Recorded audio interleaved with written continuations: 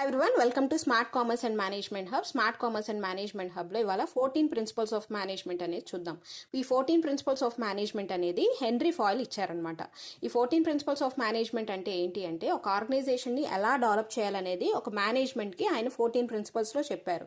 First the ఏంటి అంటే division of work. Division of work అంటే ఏంటంటే వర్క్ ని చిన్న చిన్న టాస్క్స్ గా డివైడ్ చేసి వర్కర్స్ యొక్క ఎఫిషియన్సీని బట్టి వాళ్ళ ఎక్స్పీరియన్స్ని బట్టి డివైడ్ చేయాలి వర్క్ అనేది. నెక్స్ట్ది authority and responsibility. Authority and responsibility అంటే ఏంటంటే మేనేజర్స్కి ఆర్డర్స్ ఇచ్చే అథారిటీ, అలాగే వర్క్ యొక్క రెస్పాన్సిబిలిటీని తీసుకోవడంలో మేనేజర్స్కి ట్రైన్ చేయాలి. నెక్స్ట్ది discipline.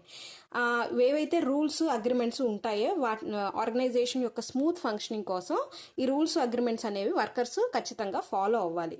నెక్స్ట్ది unity of command. Unity of command అంటే ఏంటంటే ప్రతి ఒక్క ఒక్కొక్క ఎంప్లాయీకి వన్ సుపీరియరే ఉండాలి. ఏ ఎంప్లాయీ అయితే వర్క్ చేస్తున్నారో వాళ్ళకి ఒక్క సుపీరియరే ఉండాలి. అలాగే ఒకరి నుంచే ఆర్డర్ అనేది తీసుకోవాలి. Next unity of direction. Unity of direction అంటే ఏంటంటే మనం ఎవరికైతే వన్ హెడ్ కిందే వర్క్ చేయాలో అతనే ప్లాన్ కూడా ఇవ్వాలన్నమాట. ఒక ప్లానే ఉండాలి, అంటే ఓకేనా, ఒకరి కిందే వర్క్ చేయాలి, అలాగే ఒకరి ప్లాన్లోనే వర్క్ చేయాలి. అది యూనిటీ ఆఫ్ డైరెక్షన్. అప్పుడే కన్ఫ్యూజన్ అనేది ఉండదు. అలాగే subordination of individual interest to general interest అంటే ఏంటంటే ఆర్గనైజేషన్ యొక్క జనరల్ ఇంట్రెస్ట్ కోసం వర్క్ చేయాలి, కానీ పర్సనల్ ఇంట్రెస్ట్ని మనం టేక్ కేర్ చేయకూడదు. నెక్స్ట్ది రెమ్యునరేషన్. వర్కర్స్కి కరెక్ట్ అయిన ఫెయిర్ అయిన కాంపెన్సేషన్ అనేది ఇవ్వాలి.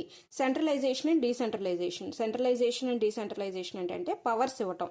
వాళ్ళ యొక్క అథారిటీ రెస్పాన్సిబిలిటీస్ని బేస్ చేసుకుని అథారిటీస్ అనేవి ప్రొవైడ్ చేయాలి.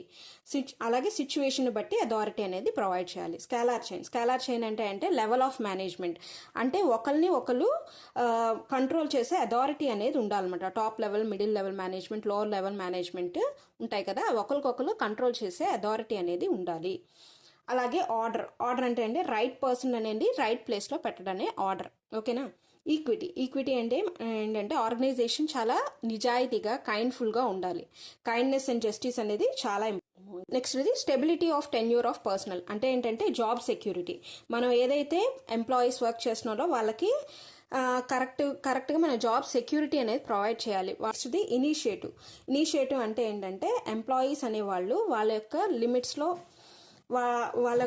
వాళ్ళ యొక్క ఐడియాస్ని ప్రమోట్ చేస్తూ ఆర్గనైజేషన్ కోసం వర్క్ చేయడానికి మనం పాటుపడటానికి చూడాలి. నెక్స్ట్ది ఎస్పిరిట్ ది కార్ప్స్, టీమ్ స్పిరిట్ అంటే ఒక టీంలో యునైటెడ్గా ఆర్గనైజేషన్ కోసం వర్క్ చేయాలి. వర్కర్స్ అందరూ కలిసి ఒక టీమ్గా వర్క్ చేయడాన్ని ఎస్పిరిట్ ది కార్ప్స్ అంటారు.